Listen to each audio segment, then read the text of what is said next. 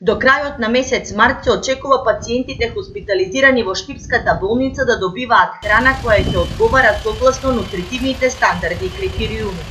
Храната ќе биде пакована, со што ќе се почитуваат сите здравствени нормативи. Во тек е подготовка на техничката документација со отпочнување на тендерска постапка за избор на фирма, која ќе одговори на потребите пропишани на тендер.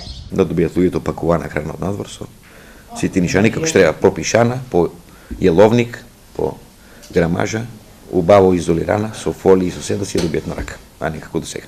И досега дел од храната наменета за хоспитализираните пациенти се вршеше преку фирма избрана на тендер, но покажување на пациентите, но и од сликите кои постојано се споделуваат на социјалните мрежи, може да се заклучи дека таа воопшто не одговара на нутритивните вредности.